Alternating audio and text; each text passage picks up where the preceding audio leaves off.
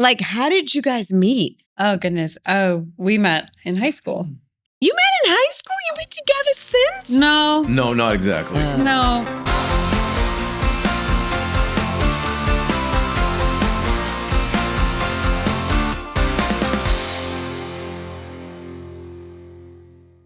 Our love story is not that clean and clear. No, it's not. Oh. No. I noticed Mark a long time before he even knew I was on the planet. So he was just this handsome kid that I would see in the hallway. Oh, yeah. Okay. And yeah. So then we had a mutual friend who invited us both over to hang out with him. He was house sitting one night. We're all teenagers. And yeah, and at that point that was the night we really met and talked. And that was in the late 90s. Mm-hmm. And then, I don't know, he graduated a year before I did. I graduated in 99. I moved to Florida. He ended up with another person. Whoa. Wow. That stare from Lana. Wow. It's okay. She's already on your side. That didn't take long.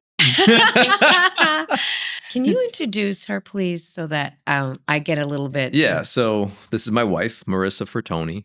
I think, let's see if I were to like go down your sort of like identifying features aside from you being a beautiful woman, of course, would be, I think nurse is at the top of the list, and probably one of the most identifying characteristics about her is her, like if you think about the way I get into like houses and cars and stuff like that and wanting to know how they work, she's like that with human beings.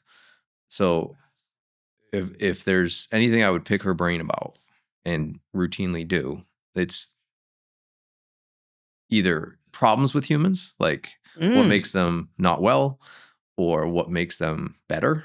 That's her sort of obsession, is like, oh, you find like he likes to ask you things that you can't just basically know, like a common cold. What do I do? Rest, vitamin C, blah blah blah. You mean you tackle her? She goes deep down the rabbit hole. Like, you know how you have a fundamental understanding of things doing what you do for 24 years, right? She's like that with understanding how things interact with the human body. Example. I remember we were at a restaurant somewhere and somebody walked by, and to me, they were just walking funny. I probably made fun of them, if I'm being honest. I was probably like, you did. Okay. Look at that dude. You like, did. What's up with that dude, you know? Yeah. And just kind of being a jerk. And she takes a glance over there and she rattles off like 3 things that's probably going on with him on a musculoskeletal level. And then she's looking at something else and she's like, yeah, and his skin is doing this, so probably deficient in that. And I'm like, what? It was fascinating to me because like, here you are making fun of somebody and she can see that there is some issues. Yeah. Clearly just quickly okay, so she's a nurse and they don't technically diagnose things. No. Correct? Correct. But assessing, her ability to assess people, even psychologically, like I could just keep going with this. I'd say that's like one of her biggest identifying characteristics is like a healer type of person. I know what he's talking about because there's some people that I've talked to that they are in the medical industry. We'll call it a nurse or whatever. And they are textbook through and through. Like literally give you the textbook, or they'll pull it up and they'll read the textbook or send it to you. When there's others that will actually say, well, what's going on? You know, and really hear, oh, well, this could be this or that. Let's process elimination. But I think it sounds like for you, one shoe doesn't fit all. You know, it's like you have to kind of dissect. What is your favorite medical, I don't know. Modality, maybe? Okay, yeah. This is a word I've learned from her. Okay. So I consider myself an integrative nurse. And my greatest passion is the mind body connection. So, and then there's other terminology that I love, which is the body mind. So, they're not separate; they're interconnected, and there's a lot of factors outside of the physical space that affect us on all different levels. Okay, So, dummy that down a little bit because the minute you said that, I went mind, heart, mind, my leg, mind, like what? Like mind. Tell me what that means. okay, so the mind body connection, like when we're stressed out, Yep. we're going to have physiological or functional symptoms. So, our minds are racing. Our heart is probably going to beat really, really fast. Our stomachs are probably not going to feel good. We might have aches and pains. Women, especially, have a lot of aches and pains when they're feeling stressed. We get tense. Mm. You get achy, you get fatigued. Eventually, it starts to run you down. You can start to go the other direction by focusing on, okay, I need to get this quieted. I need to come to a calm place. How can I do that? I can control my breath. I can bring full deep breaths into my system. I can stimulate part of my nervous system to help the whole thing relax and slow down. Mm. I can calm my heart. I can calm my stomach down. I can release tension out of my body just with breathing. So that's the mind body connection in action. It's funny you bring this up. I was playing with my grandson over the weekend. Now he's 7.5 months and, he's mobile. And my hip is really bad. Like, I'm probably like a 90-year-old in my 59 body. Like, my hip is bad. And, I'll get up sometimes like, ooh. I was sitting on the floor, like in this weird position, holding the baby, right? And I'm like, uh-oh, I'm going to be stuck. And then I realized, wow, I don't have any pain at all. I had not a stitch of pain. I was like, wait, I can move my leg. Whoa, now I can cross it underneath me. I can do this and that. There was absolutely no pain. So I went home thinking about that. I'm like, how did I have no pain with that? But what I think I was in a state of just relaxation and joy and, just in the moment of just not like, oh my gosh, I have to go make 5 calls and I have to go. Is that what you're saying? Oh yeah, that's part of it. It's just being aware of the present moment. Mm. And when you're around a baby that, Oh. they're just full of it's all joy and Mm. presence. They are right here. Mm. They're not thinking about a million different things. They might be thinking about trying to put something in their mouth. But other than that, they're Pulling your hair. yeah, Yeah. exactly. Poke They're, a finger in there. yes, exactly. But they're and when you're as a grandmother, you're enjoying a release of the love hormone oxytocin, which is Mm. super nourishing to our whole body. How do I get more of that every day? Hold babies. Mm. You can love yourself, but a lot of times we Oh.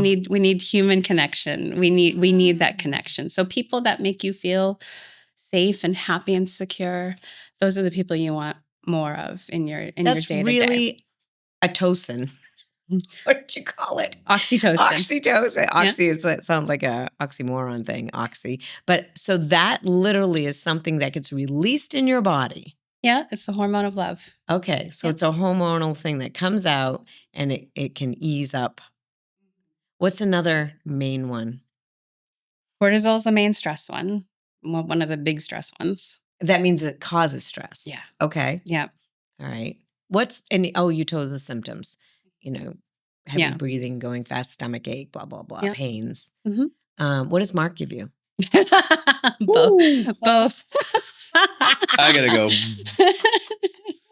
You know that was coming. Yeah. You know that was coming.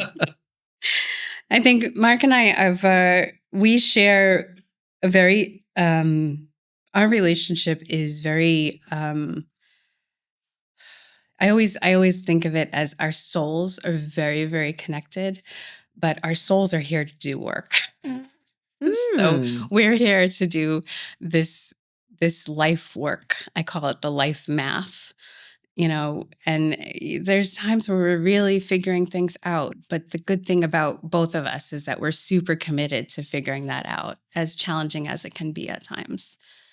We're in our industry, it's a relationship-based industry, right? So I'm building relationships left and right, or trying to for them to give us trust. You find more and more that couples or families in general are lacking that relationship bond. Mhm. Like they're not putting the elephant on the table. Wow. Mhm. I'm not knee deep in it like you are. Like, that's interesting to hear. Mm, You're saying there's a divide within the family structure. Like, wow, that's mhm, terrifying. mhm. It's very unhealthy. How come you're not seeing that? Well, when I see people, it's like I'm building a relationship, but it's about a different part of the transaction, right? I'm there to explain the condition of the house. So I really need to connect with the people I'm working with, Mhm. and I make an effort to do that. But it's a different relationship. They're there to learn something from, like, I'm there to kind of educate them about something. So I need their trust. I need their attention. Mhm. And I need to be able to focus. So if they're, how do I say this? If they're distracted and they're not part of the process, it doesn't work. It doesn't. Right. So I need to engage them, but like, I don't get into their life the way that you do. Like, you're getting into their finances and all the ooey gooey parts that make a real estate transaction. I'm just there for that one part of the equation. And most of the time it's not about finance. They have the stress, they have all that, but it's usually an underlying thing going on. Not that I have to get into anybody's life, Yeah. but you kind of realize that, okay, I don't have to focus on this so much. It's like let them talk and let them breathe and let them some clients need a night's sleep, Right. right? Simple Yeah. as a night's sleep. And then it all gets evened out. I think it's hard in the industry to, we were just talking to newbies and people coming in the industry, and there's a lot of nervous energy of, oh, I'm going to fail, or I'm going to do this or that, or I'm not going to get that client. But it's more about, that connection, because I don't think people can really work together unless they have some type of connection. Yeah. Do you do, like, reviews? Do you ask people to review you? I do. Yeah, you It's do. really important. Yeah. And And I'm pleasantly surprised at the results. That terrified me. yeah, Like, putting myself out there for Google reviews yeah, was terrifying right. because of the people. I mean, I still rant and rave when I see, like, I'm looking at a product on Amazon and somebody one stars it because of, like, the UPS guy kicked it down the road like Ace Ventura. I know. But like, what does that have to do with the The product? product. But I find that the psychos who do stuff like that are far and few between enough where it's like you don't really have to worry about it. It sort of filters itself out. Do you do that? Yes, I do, and, I used to screen it.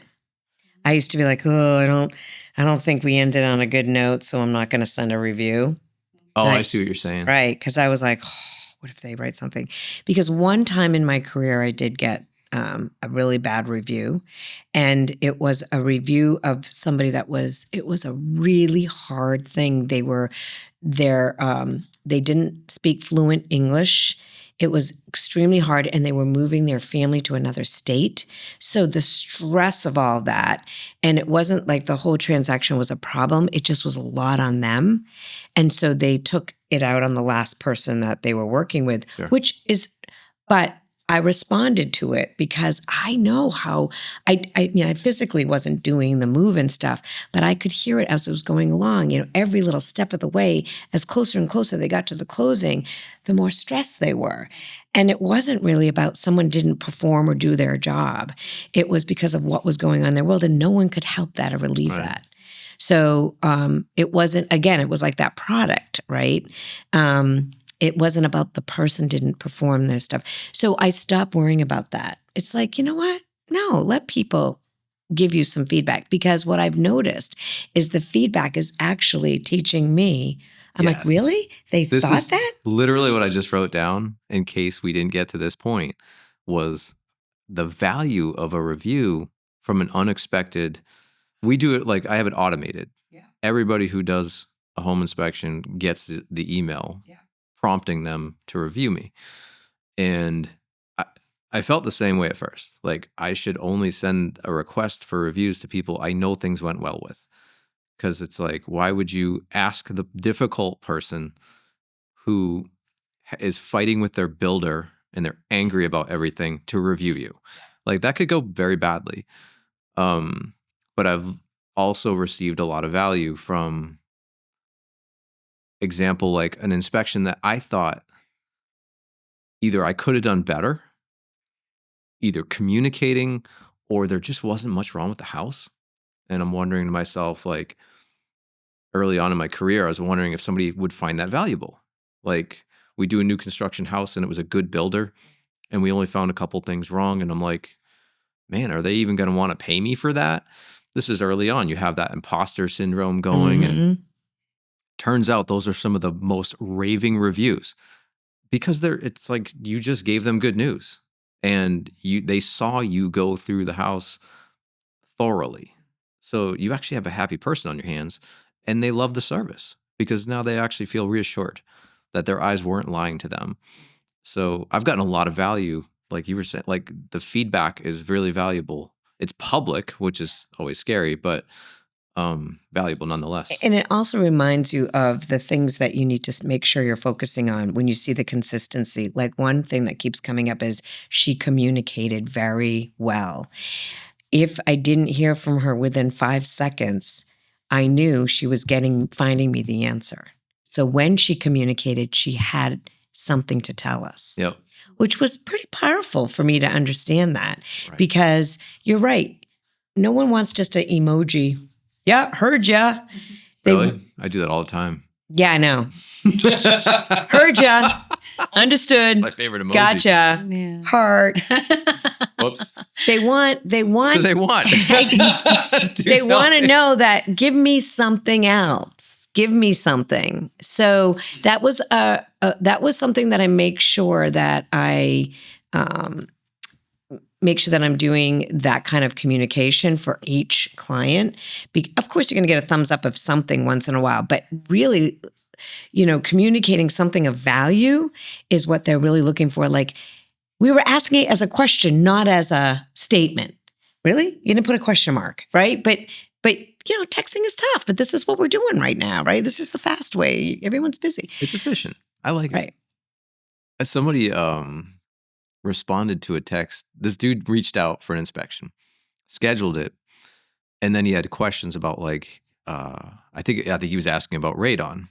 And I was like, we don't test for radon anymore. Here's why. And I gave him a couple paragraphs instead of just giving him a thumbs down, which I guess I could have done. Like, no, we don't do that. And then he responded back. He goes, thank you. Great answer. Appreciate that. And he named the agent and said, she's right. You do talk like an engineer. And I'm like, I'm not sure if that's a compliment, but she gave him a heads up that I would respond in an engineering type of fashion. And I was like, well, maybe it is a good thing because maybe that person needed that type. Oh, he's like an engineer mind. It's possible we were matched up for that reason. You'll get detail versus a thumbs up. Right. Yeah. I mean, we're not mind readers. It's hard. People think we're mind readers.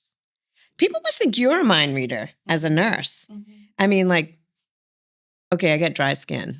What do I do about dry skin? Right. I mean, seriously. Everyone's like, it's internal, Lana. There's a problem internally with you. I go, okay, well, what am I missing? And then you go seek out all these things and people are like sending you these Instagrams and all this stuff. And you should be mixing this and this and this. And I go, I just have dry skin. I don't know what's going on. Okay. I have dry skin. It's winter. I'm a hiker. I'm outside. I'm pretty dehydrated all the time. There you know. I mean, most people know. You just give yourself all the answers you need. You're outside, you're in the elements, it's cold, it's dry. Yeah. We're gonna be kind of crispy this time of year. Oh, crispy. So, yeah. Crispy and elephant-like. Yeah. And you do. You just, Isn't there a magic potion though? Like something I can take? No, there really isn't. Why? So there just isn't. It's just basics. It's like, make sure that you're hydrated. Make sure that most of us are chronically, dehydrated. Most people. Because we have 4 seasons. I mean, we're putting the heat on 70 one day, 80 the next because it's below freezing, or we're sitting in front of the fireplace that is just sucking the skin, my moisture right out of me. Yeah. I'm snowshoeing one day, dripping wet. And really all I want is a beer that's not going to hydrate me. Maybe I had some liquid. put some olive oil in the beer. Yeah. And it'll hydrate you from within. How about I squeezed a whole lemon in there, not just a lemon slice. Man, if beer could fix problems, then yeah, that'd be awesome. Is there a case being made for that yet? Yeah. I mean, there are medicinal uses for beer in. Really? Yeah, well, if you go back and look at like the pharmacopoeias from around the world, which is basically, what medicine was once, which was all herbs and tinctures and, Yeah. things that people could, access. So yeah, barley, hops, all of the makings of malt, all the makings of beer all had medicinal purposes at one point. Settled. Sold. We can just end the Sold. conversation right there before she talks about the other part of it. Was like, but Yeah. there's gonna be a but here for sure. But you're going to be dehydrated. You're going to Yeah. feel like crap when you drink the whole thing. I mean, I think, if you are going to consume alcohol, the best thing that you can do is, have a cup of herbal tea or have that's non-caffeinated or just water, in between your, have one Well, before let's your have an herbal tea in between our two beers. IPAs. Not Doesn't- sure that I can't flavor. taste that. Yeah, No. that Yeah. doesn't jive. So then have water, Yeah. room You temperature might have to water. drink less hoppy beer to make that fly. Yeah. Yeah. What's one big thing that you find people are complaining about medically? Medically. So I'm a school nurse.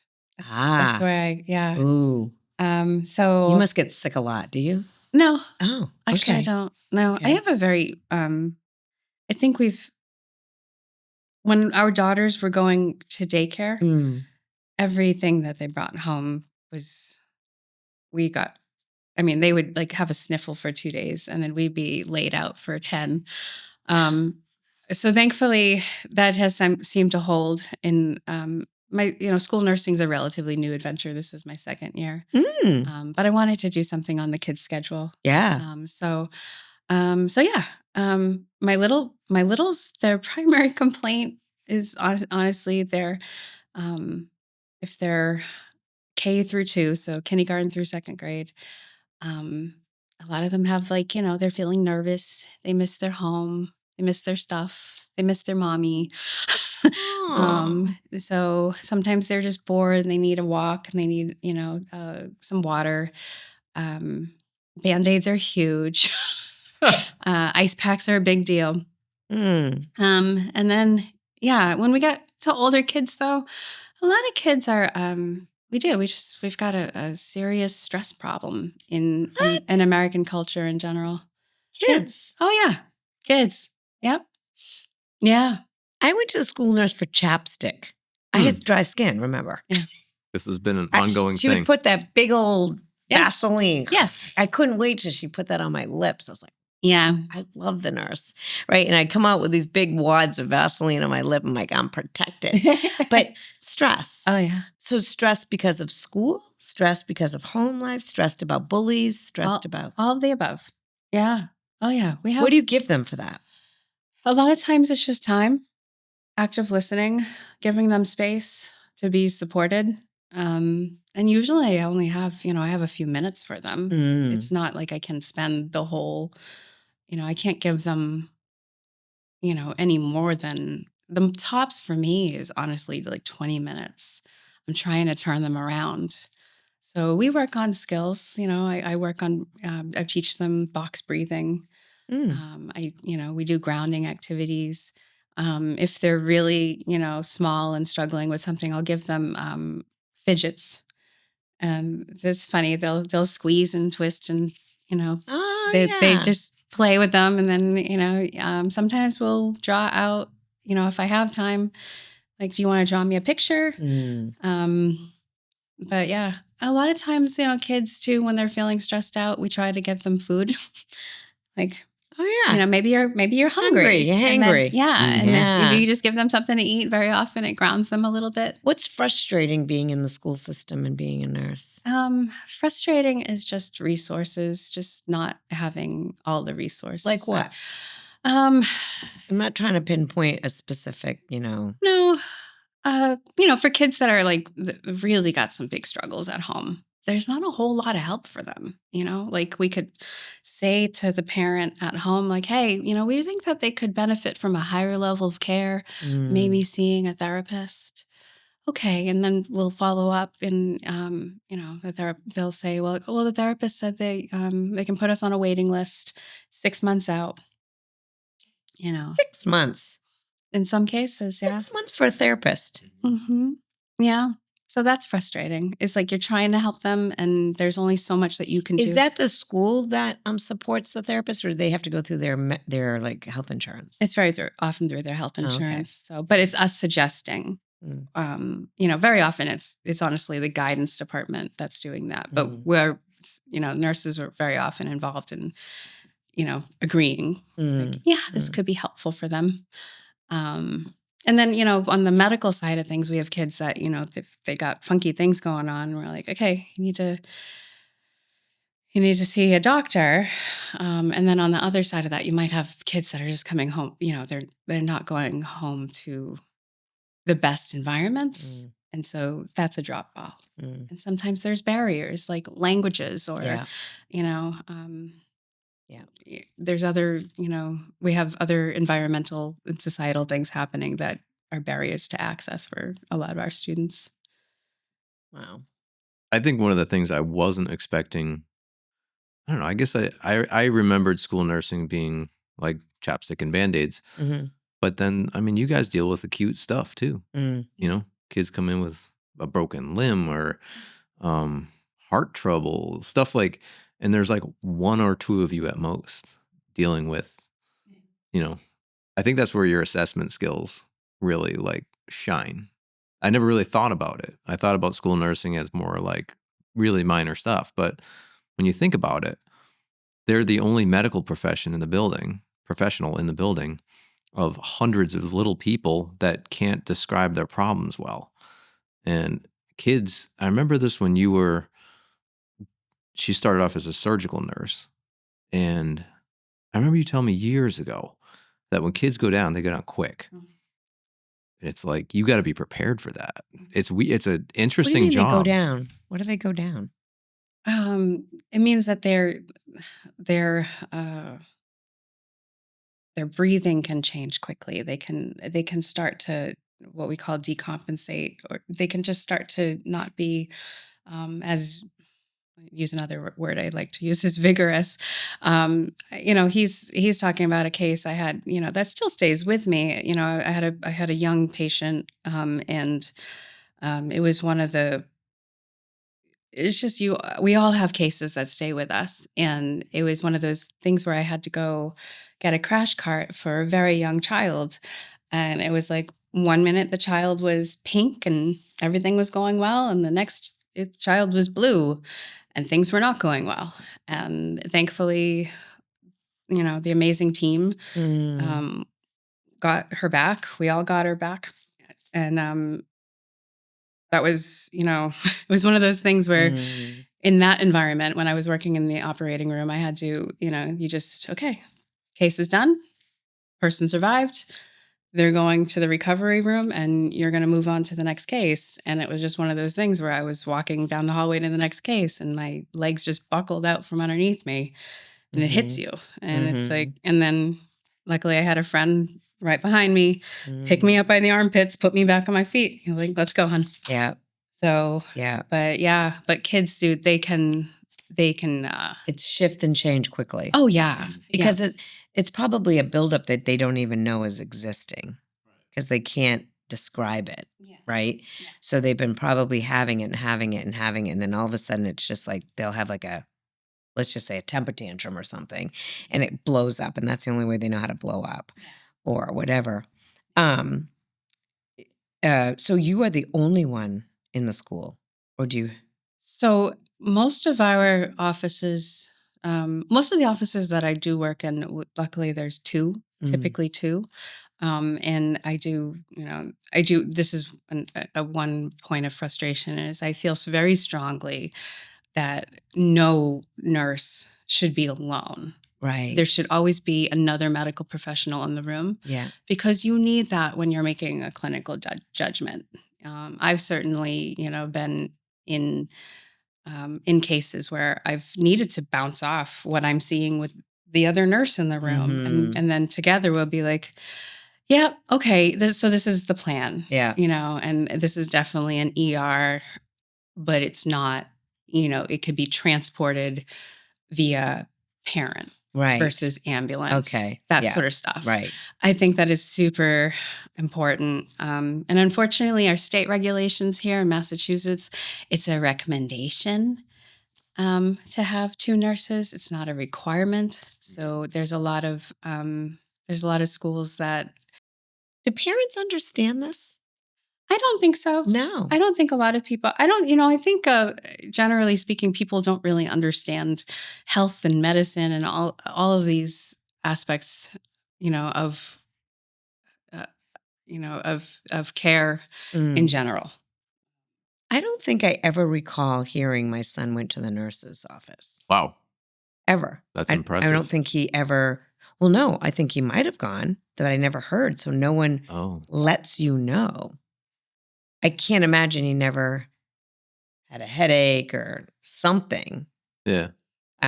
They get to a point, I mean, or he got suspended a while. Come on, Tom. I mean, there's no way that he didn't use that as an excuse. I Sure. should say that. Yeah. But I never was informed either. Yeah. So that's interesting.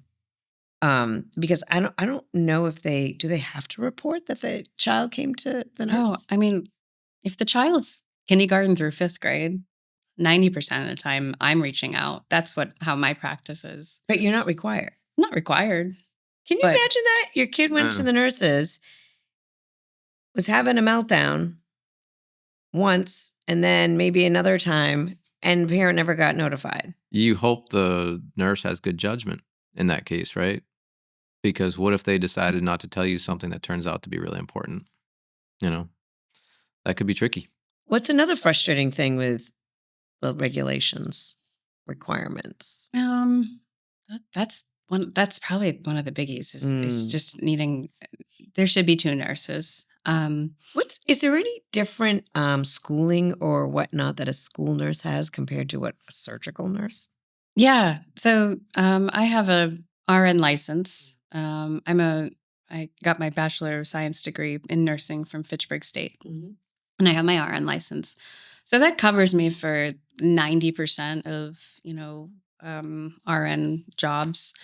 School nursing is different. I did have to get an additional license through the Department of Elementary and Secondary Education, Wow. which is Massachusetts Department of Education. And then I'm currently getting my Master's of Education um, in Health and Wellness curriculum. Mm. Yeah, there's different standards that we're held to. So yeah, you kind of had to get. You would think with an RN you were covered. You would think. Yeah. Yeah, that's our argument too, but that's not the case. So, but it sounds like it's more of an educational, but not medical. Yeah, I mean, the school nursing, thankfully, over the last, I would say 20, 25 years, it's become a specialty unto itself. Mm. So I could get board certified in it, when I have enough time in my practice. Um, but it's a very unique environment for nursing. It's a very quick clinic sort of environment. Mhm. Mm. So, our students are typically in for 4 to 10 minutes. They're usually the goal is to get them back to class as often as possible and Mhm. to mitigate risks. So we've had a horrible time lately with gastrointestinal bugs. Oh, So that's been a challenge. that's a virus, right? Oh yeah, Yeah. yeah. Could be bacteria, but it's usually a virus, Mm. norovirus. So Mhm. yeah, you got kid coming into you and they're very quiet and their eyes are wide and you're like, okay, there's a chair. Yeah. There's a bucket. Oh. Stay over there. Calling mom. Yeah. Oh my gosh. And then, I mean, I've definitely been on the phone a lot this season. They're like, hey, mom. So yeah. He hasn't thrown up yet. Oh, he's vomiting now. He's now he's done. Please come get him. You have to come and remove him from the school. He needs to be dismissed. Nope, he cannot stay. No. One of the things I remember as a mom, now that was way back, because my son's 34 now. Your kid had to have certain shots to go to school. And each year you had to make sure that your medical, whatever, everything was up to speed. Is that still the case? Yeah. We do have immunization compliance for students. So isn't there some that you don't have to get? Yeah, absolutely. There's some, and then if you feel strongly enough or you have a religious, there's exemptions. Mhm. So it's certainly, there are laws and regulations that protect families who just aren't, they're not into the whole immunization thing. Mhm. So they don't have to be. I mean, most of the schools need to be covered. So getting a medical exemption or a religious exemption, it's A process. it is a process. Mhm. So they have to feel very compelled, Mhm. to go through that process. Do you agree that the vaccinations or the shots are required? I certainly, yes, there's a fair amount of them that I absolutely support. Mhm. I want to see immunization compliance. There's some that I believe should be optional. Mhm. So I do think right now we've got a lot of vaccine hesitancy. Mhm. I'm trying to hold space between the. I cannot stand the pro-vax versus anti-vax Mhm. debate. I can't stand it. Mhm. We're locking horns and Mm. getting nowhere. Mm. And there's a lot of people who are suffering because of it. Mhm. We need, to go beyond that. We need to get some real hard answers on some of these issues that are coming up as a result of the debate. So I try to hold space for the center. Mhm. I want to understand why someone might feel vaccine hesitant. Do you feel that the vaccine hesitant people, there's some that it's definitely would be helpful, but some that it's not necessary? I mean, yeah. In the medical field in general, like not as a nurse, Oh yeah, no, I school absolutely. nurse. I just wish that there were. I think we would evolve a bit if there was room for people to be heard in terms of why are you vaccine hesitant? What is the reasoning? Mhm. And if parents were listened to, and Mm. we have a lot. I've talked to a lot of parents, not necessarily in my current Mhm. role, but outside of that, in the wellness community, of parents that have seen differences in their children as after vaccine, and whether or not that's resulting from vaccine or not Mm. is up for debate.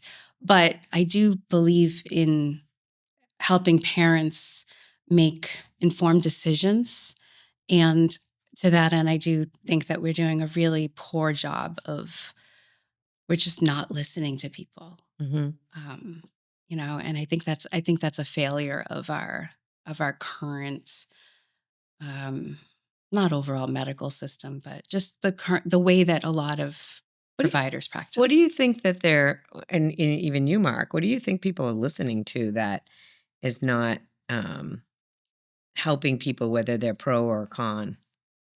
Probably people like me who are listening to too many podcasts, getting Mhm. all kinds of ideas in their head, if I were to guess. Um, Mhm. but I think it's good for the conversation, Mhm. because I can't count how many times the podcast bros have turned me on to something that a few years later turns out to be true. And they're just willing to talk about things that are uncomfortable. So Mhm. I think having uncomfortable debates about what might be considered an inflammatory topic is really valuable to us as a community, as a society.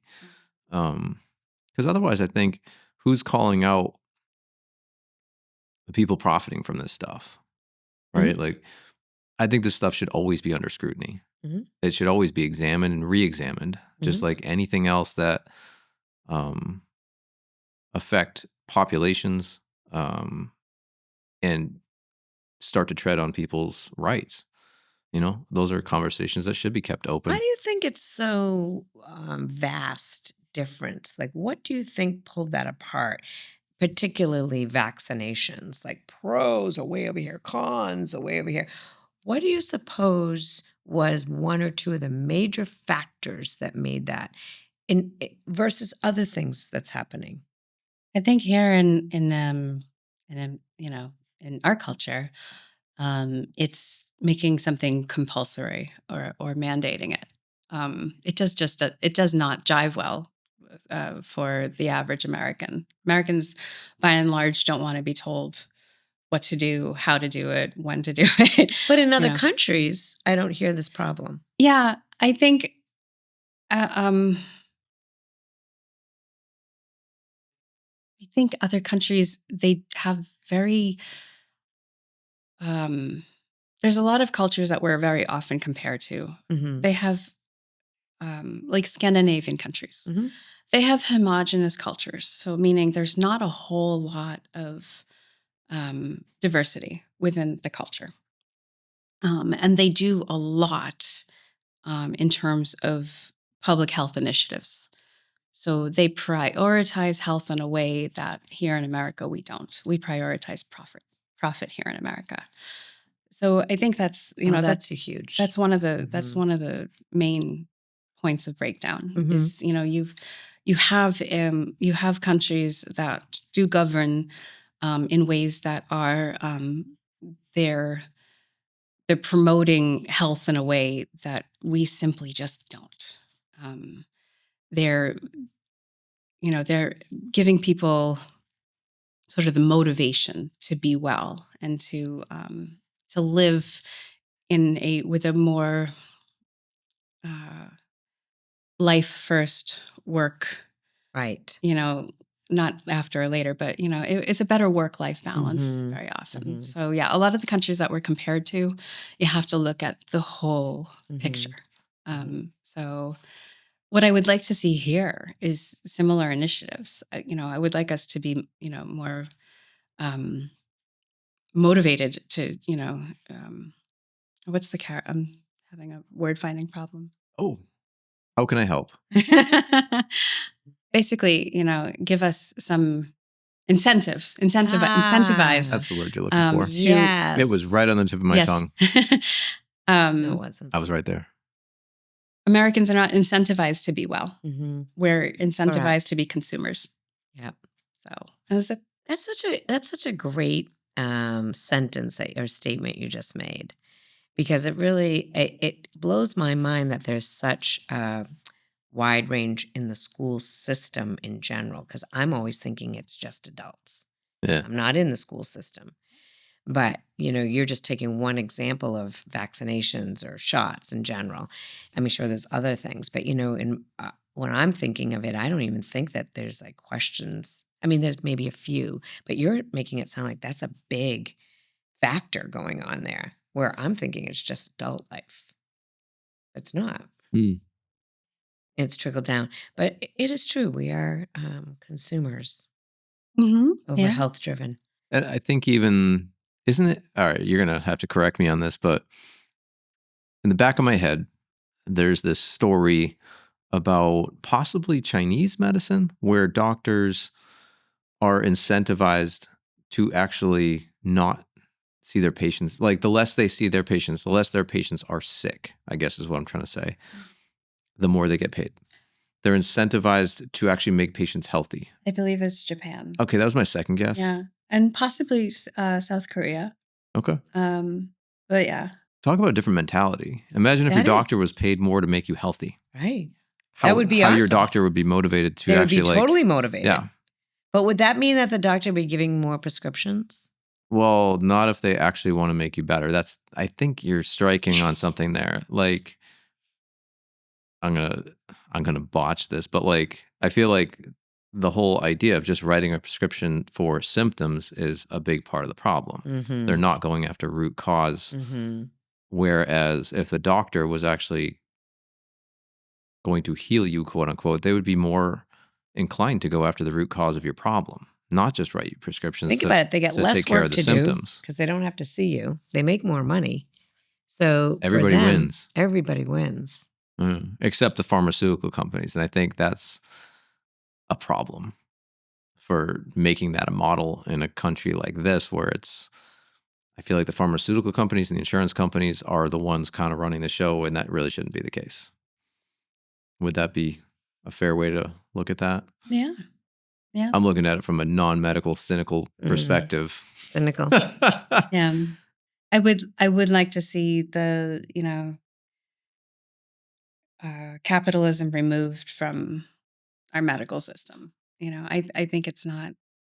I think capitalism, is incredible. I mean, we've done incredible things here with the capitalism experiment, as I like to call it. But it shouldn't be applied to everything, and healthcare is one of those. Right. Wouldn't those Japanese doctors be a great example of how capitalism could work in this system? It's just putting the money in the right place, giving the right people the right motivation. Yeah, I think absolutely. would be more appropriate. Yeah, and right now we have sick and disease. We have sick care and disease management. That's what we're profiting off of. That's what this country, the pharmaceutical industry, the medical industrial complex, the insurance agencies. They all profit off of people being sick and needing chronic disease management. So, Like surgeries. I mean, the amount of money that goes through a surgical suite for a person who is not going to get better is insane. When you start looking at the amount of cash they'll spend on somebody to keep lopping off toes, every time a toe goes necrotic. Or tear that doesn't necessarily need to be addressed. It seems like that's where the money flows, is fixing up sick people that aren't actually going to get better versus trying to prevent that from happening in the first place. right. Yeah. And then, on the other side of it, you have to have a cultural shift, because now you have a multi-generational culture that is, basically has been taught there's a pill for every ill. There's, you have to be trendy, so you got to have, the energy drinks. You got to have all the junk food. You got to, have your different pizza. You got to go through, your different drive-throughs. Well, don't you feel like social media has a lot of play to this as well? Oh, absolutely. I mean, I was watching something the other day that blew my mind. I drink a lot of water, and this individual was testing the waters that you drink. Yep. His filtered water at home, his bottled, all the different top name ones. And there's like metal Oh, yeah. in a lot of this one. And I'm thinking, how am I supposed to stay hydrated when I'm drinking all this metal, right? Like, what am I doing? So I feel like, I don't know. It's so confusing. It absolutely is. It's so confusing. Yep. What am I doing? What do I do right? What do I do wrong? That's why I say I'm dry. I got dry skin. I'm just going to be crispy. I'm just going to be crispy, and that's that. I don't know. I'm going to get wrinkly sooner than later. But it's such a vicious circle. It's such a vicious circle. You got to find your gurus. I think that's kind of the beauty of it. Yeah. There's a bunch of schmucks out there, and anybody can do it. Yeah. I mean, I'm a prime example. I'm sitting here doing this. I have no business talking about half of this stuff. But on the same token, like, there's some amazing people that I would have never heard of. Yes. I would have never had the opportunity to listen to them have a conversation.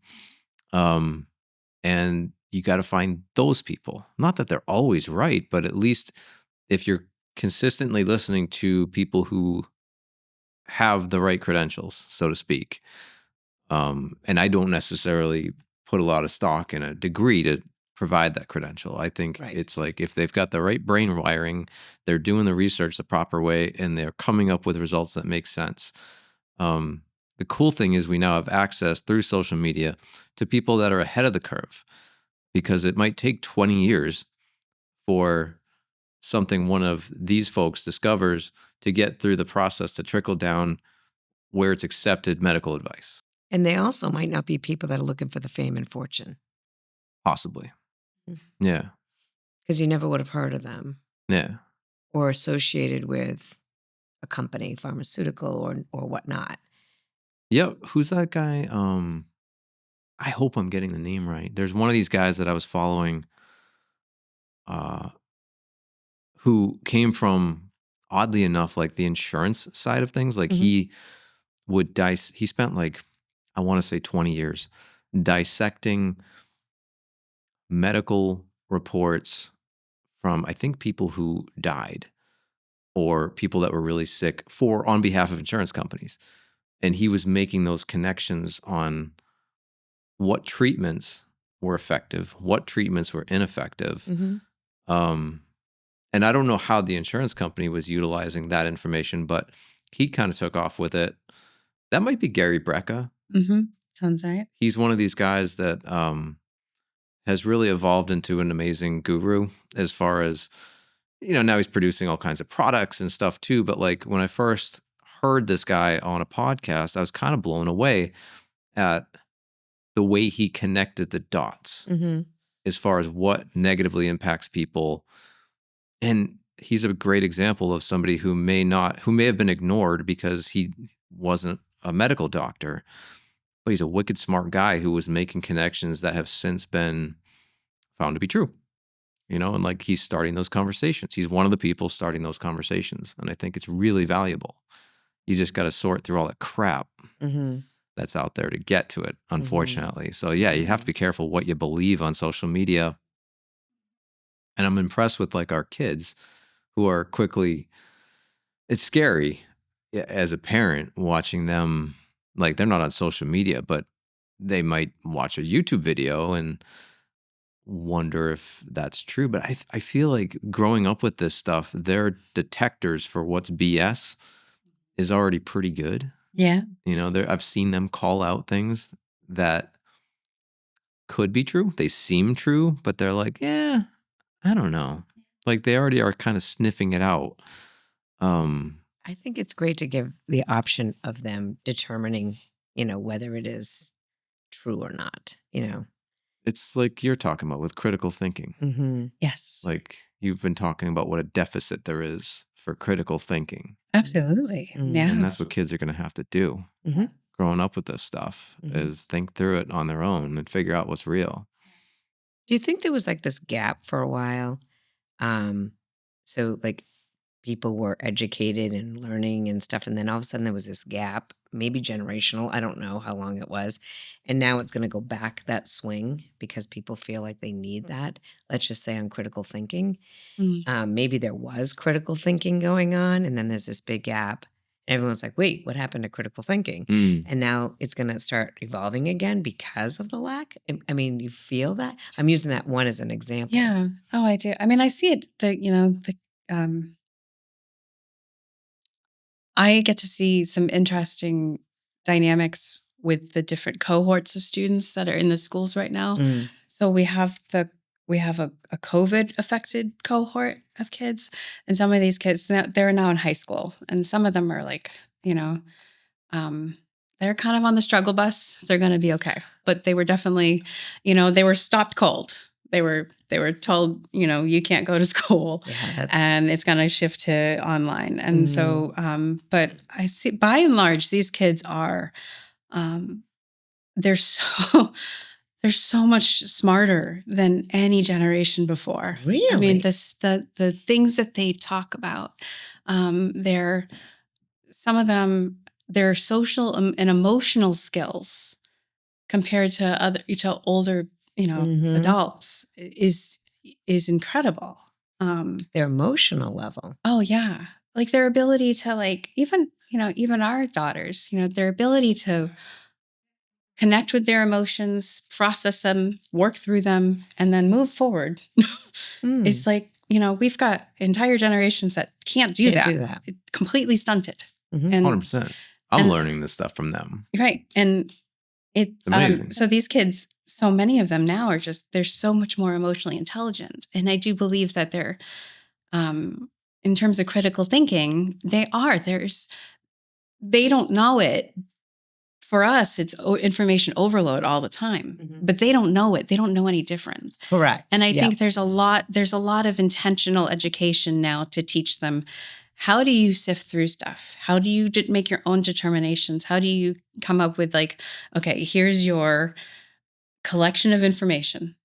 How do you dial that down into what you believe to be accurate and Right. true? Right. What is the collective belief to be accurate and true? So yeah, I do think that we have to. I mean, it's sort of a survival thing at this point. We have to make sure that we're building those skills. All of us should be working on them. But yeah, I think for the younger generations, it's something that a lot of people are attuned to. That's really cool.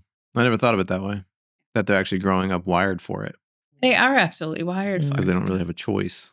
It is the world that they're being born into. And somehow they're finding their way through that. Yeah. It's kind of cool. Think about it that way. Yeah. I mean, I think, nursing, I remember nursing school on day one. I had a teacher who, one of my favorites ever. And he told us, we're here to teach you how to think.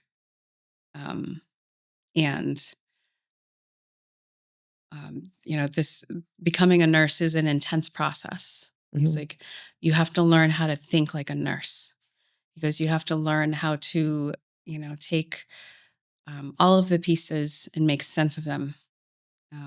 And it's been a really essential skill in my life. I talk to a lot of people that, they have a lot of confusion over what's available out there in terms of like, one study says this, one study says that, what's up, what's down. My water has metal in it, how do I decide? How do I navigate this sort of stuff? And it's like, at the end of the day, you have to go through, if we're looking at research, how do they look at it? What were the methods? What did they utilize? What are they looking at? And then say like a specific metal. What is it really doing in your body? Is it gunking up your kidneys? Or is it something that's naturally occurring and your body has a percentage of it anyways? So it's that sort of. I have to put my ease down when I watch those. I'm like, oh boy. Yeah. And then I'm like, well, maybe it's okay. Yeah. I seem to be doing okay. Yeah, exactly. I'm not glowing. I can handle a little lead. I'm a grown up. Yeah. I grew up in the lead times. Well, thank you so much. I feel like there's been a lot of discussion on so many different levels here today, and I'm sure we're going to have you over again because we'll think of other things that come up. But be the resident medical professional. Yes, we'll have her back on. Yeah. Thank you for having me on. Yeah, it's great. No, it was a pleasure. Yeah, it's great. So you can find Lana Kopsala, me at Coldwell Banker in Leominster. And we would love if you reached out to us, give us your comments. You'll see a bunch of reels, some mistakes of stuff that we talked about. But anyways, please reach out. You can DM me, Instagram. You can reach out to me, social media, but you can also find me in Leominster at Coldwell Banker. And Mark? Wachusett_home inspection on Instagram is the probably easiest place to find me. Or just Google up Wachusett Home Inspection and reach out if you have questions or if you'd like to be a guest. And definitely give us a like on Spotify, Apple Podcast, YouTube. That really helps us a lot. Keeps us going. Yeah. Great. Thank you so much. Thank you. Thank you, wifey. Yeah. Good having you. Thanks, love.